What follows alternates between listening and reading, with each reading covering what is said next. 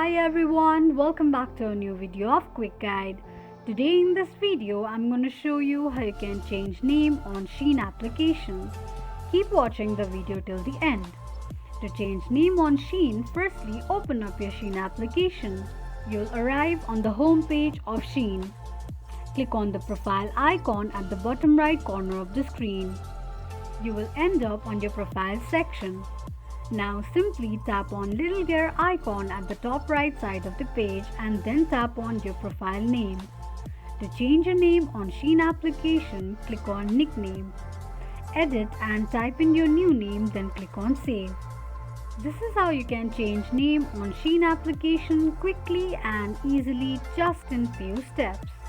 If you have any thoughts or queries, let us know in the comment section. Don't forget to subscribe to our channel. Also press the notification bell icon so that YouTube will notify you whenever we post a new video. I hope this video was helpful to you. Thank you so much for watching.